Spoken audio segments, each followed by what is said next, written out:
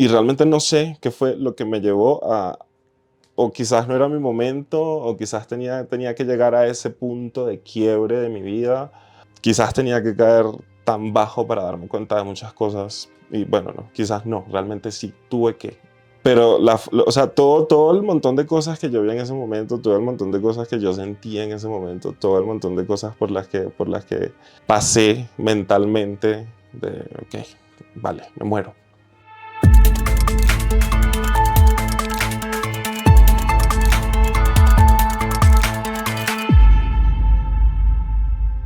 Existir en general es complejo. Desde mi apreciación personal, considero que gran parte de los aprendizajes que como seres humanos afrontamos, lamentándolo mucho, tienen que ver con situaciones que no son tan positivas o que se apegan más al sufrimiento, ¿no?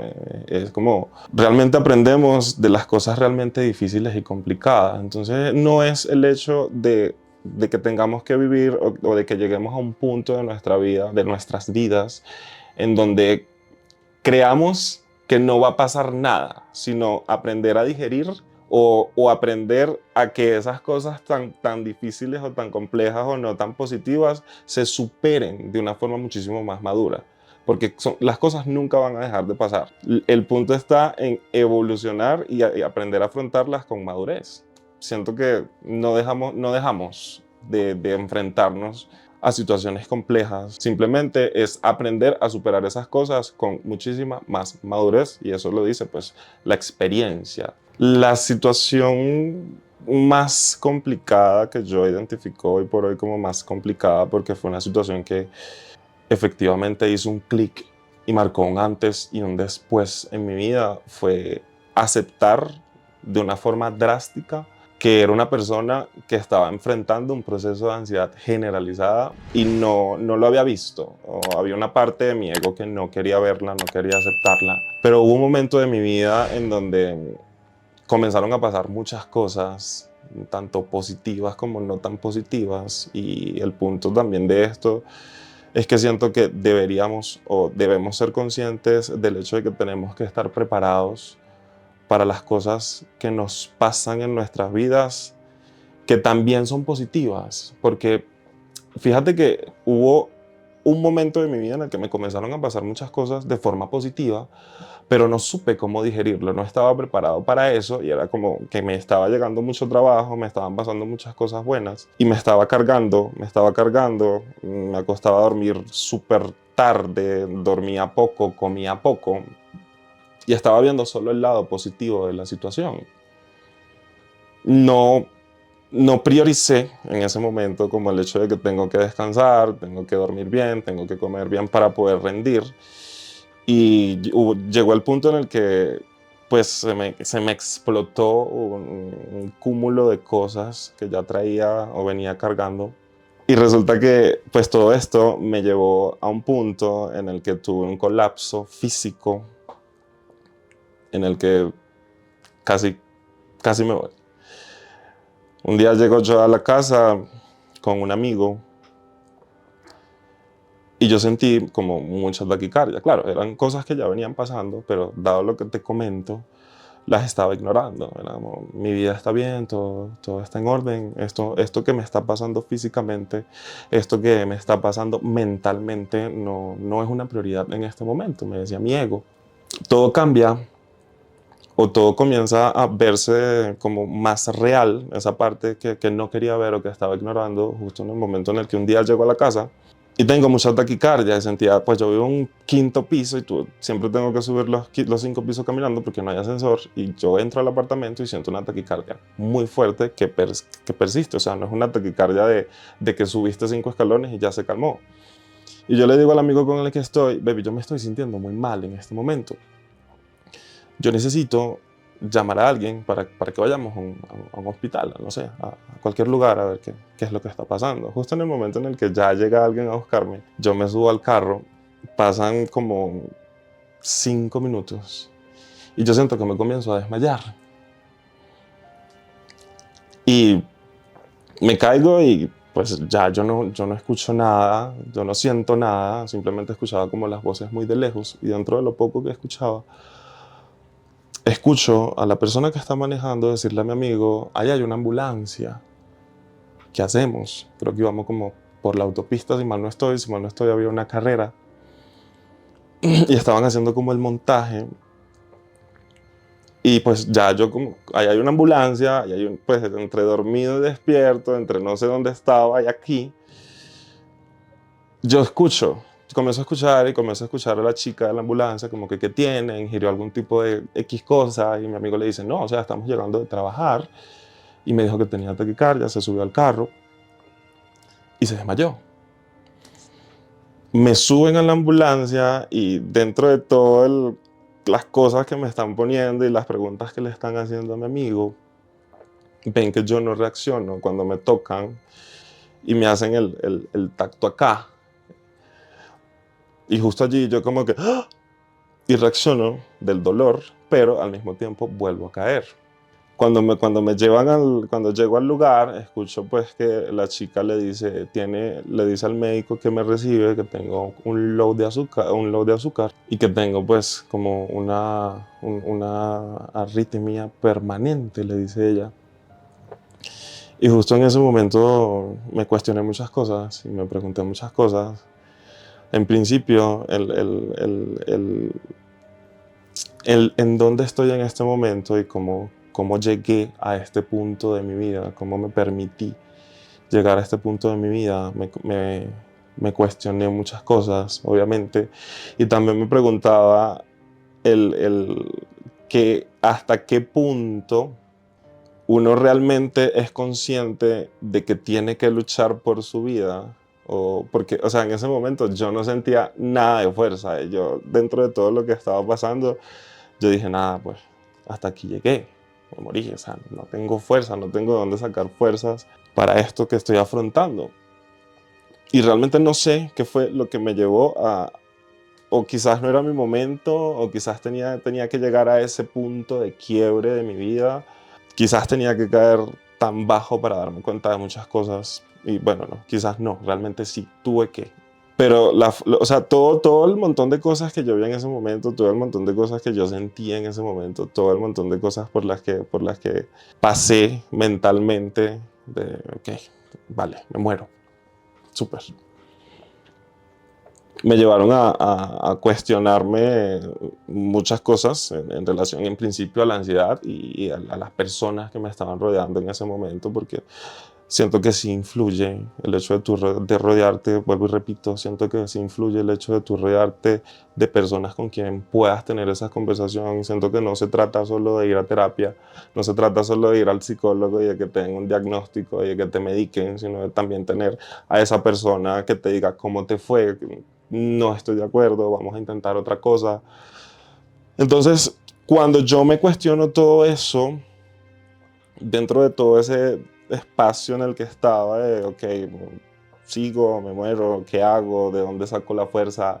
Y todo lo que estaba escuchando, que estaba pasando, el médico, cuando me pasan a la camilla, cuando ya me comienzan a quitar como todos los metales para hacerme los exámenes y, y, y pues todo lo necesario, recuerdo que dentro de lo poco que escuchaba, el médico le dice a mi amigo que tenga un low de azúcar, que se lo repite. Y él le dice, pues es casi imposible que tenga un low de azúcar, le responde a mi amigo, porque él es una persona que consume mucho dulce y era pues dada la ansiedad. Y él le dice, pues el hecho de que consuma mucho dulce no quiere decir que esto no pueda pasar. Él está pasando por este proceso en ese momento porque es lo único que está consumiendo. Y la ausencia de carbohidratos lo puede llevar a tener un low de azúcar porque no está equilibrada su alimentación. Y su cuerpo claramente está demandando más de lo que le está dando. Low de azúcar, arritmia y pues el médico ya cuando yo despierto que me dice ¿cómo estás? ¿Cómo te sientes? Hay algo muy curioso dentro de todo este proceso porque el médico no va a decir que el médico no era bueno, porque capaz fue un error. El médico me manda un medicamento que pues él asume que yo tengo una arritmia, que la arritmia es permanente. porque eso fue lo que le dijo la chica de la ambulancia. Y el médico me manda un medicamento que me baja la frecuencia cardíaca y me dice la posibilidad de que tengas problemas del corazón es muy alta y la posibilidad de que sufras de diabetes es muy alta. Yo proceso todo esto y me quedo como que, ok, o sea, esto no solo se queda aquí, sino que trae una consecuencia. Tengo que comunicarle esto a mi mamá. Cuando yo le comunico eso a mi mamá, pues justo cuando estoy hablando con ella, que pues como que caigo en cuenta de que es una conversación que tengo que asumir. Recuerdo que mi abuelo murió de un paro cardíaco durmiendo y mi mamá y mi tío, tengo una tía, perdón, que murió de diabetes, pero antes de morir le tuvieron que cortar prácticamente una pierna. Cuando yo le digo a mi mamá, tengo problemas del corazón y pues existe la posibilidad de que tenga diabetes, mi mamá claramente identifica estas situaciones y entra en un ataque de pánico que claramente en ese momento no me ayudaba, porque ella estaba muy frágil saliendo y yo como que, ok, hice bien en contarle o no, era necesario contarle o no. Por suerte, los diagnósticos, luego de cierta cantidad de estudios, no fueron pues como aprobados, o sea, simplemente fueron episodios, pero no fue ni diabetes ni problemas del corazón, simplemente fueron como suposiciones momentáneas por parte del médico, pero la medicina que me manda para disminuir la frecuencia cardíaca no era. Entonces, claro, cuando yo estoy en ese proceso de recuperarme, porque fue que el corazón se debilitó tanto que cualquier mínimo esfuerzo ya era como... No tenía la... Entonces sí, o sea, siento que ese momento era un momento por el que tenía que pasar, porque si lo seguí ignorando, o sea, estaba en una línea muy delgada entre la vida y la muerte. Era el corazón, o sea, el corazón se estaba acelerando por casi cualquier cosa. En ese momento en este momento soy consciente de que en ese momento no podía ir a hacer ejercicio, no podía trotar, no podía hacer cualquier cosa, no podía pasar por ninguna emoción fuerte, porque cualquiera de esas actividades iba como a detonar cualquier cosa adentro. Recuerdo que también me dijeron que tenía un derrame en la rama izquierda. O sea, fueron muchas cosas que por suerte había sido en la rama izquierda y no había ningún tipo de riesgo, o que el riesgo no era tan grande, porque si hubiera sido en la rama derecha, pues eso iba a detonar con algún vaso, iba a poder hacer reventar algún vaso del corazón. Entonces, claro, cuando yo estoy procesando todo esto y me dicen una cosa por encima de otra, yo como que... O sea, el shock emocional que uno siente cuando le dicen a uno que casi se muere o que si esperabas X cantidad de tiempo, probablemente no ibas a llegar hasta ese punto, te hace cuestionarte un montón de cosas en relación a la forma en la que uno está viviendo, a de qué te estás rodeando, a qué estás consumiendo en todo el sentido de la palabra. Y fue muy difícil. Siento que ese momento dio un clic en mi vida porque comencé a apreciar un montón de cosas, comencé a valorar muchísimo más mi vida, comencé a realmente querer rodearme de personas que se preocupen realmente por mi situación emocional. Yo el proceso de ansiedad no lo reconocía, como te digo, pues había una parte de mi ego que decía, marica, tienes que trabajar, tienes que rendirte, tienes que ver bien, lo tienes que hacer bien, no hay espacio para el drama. Y no me lo permitía, ¿sabes? El drama no había posibilidad, o sea, como Digny va a decirle a alguien que tiene ansiedad, que está triste, que no puede dormir, que en este momento tiene 2 horas de sueño encima, no, o sea, eso no puede pasar. Entonces eso era lo que me decía mi ego. Siento que en esta vida uno vive cosas porque las tiene que vivir y cosas porque las elige vivir, pero siento que esto tiene como un 50-50, ¿no? Porque yo era consciente de que hasta cierto punto yo había elegido vivirlo, pero no fue más que llegar a ese punto para ser consciente de que tenía que vivirlo, porque pues hoy por hoy lo acepto como algo que tenía que vivirlo por todo lo que aprendí en eso, en esa caída que realmente me enseñó muchísimo a quererme, a valorar mi tiempo, a valorar mi sueño, a de verdad querer dormir, o tener que aceptar el hecho de que tengo que realmente descansar, a darme espacio, porque no me daba espacio, o sea, trabajaba y trabajaba y trabajaba y sentía que tenía que estar bien, pero sentía que tenía que estar bien era para los demás o para lo que la gente veía en redes. Y claro, cuando uno entra a redes y ve todo lo que te está fluyendo y ve la forma en la que la gente está recibiendo tu trabajo, lo que está percibiendo, eso te hace olvidarte de un montón de cosas que tienen que ver con tu realidad y te hace dejar tu espacio real de lado y pones un montón de cosas que tienen que ver con superficialidad por delante de muchas cosas y fue mi ego el que me cegó al punto de que no quise aceptar que estaba atravesando un proceso de ansiedad muy fuerte que casi me lleva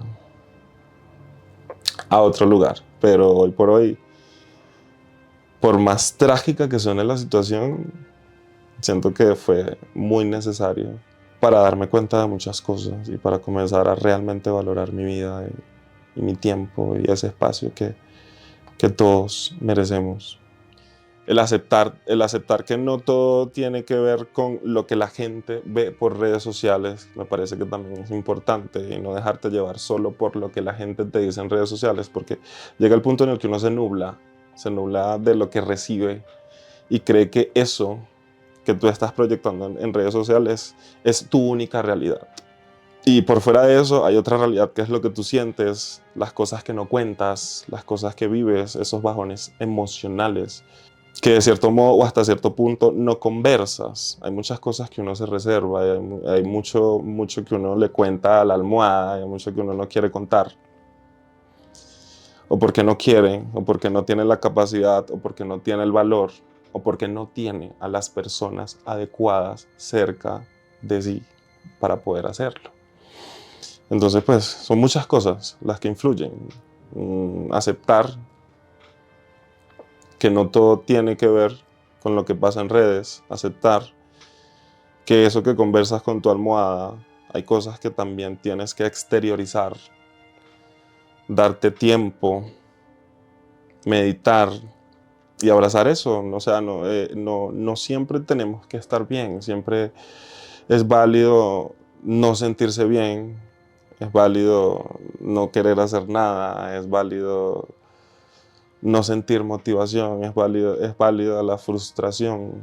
El punto no está en sentirlo, el punto está en encontrar el punto en el que puedas conversarlo, o si no quieres conversarlo, exteriorizarlo, drenarlo y dejarlo. Es eso. Bueno, gracias Digny igual por venir aquí. Por Gracias a ti. historia, y nos veremos en una segunda ocasión seguramente. Muchas gracias a ti por la invitación.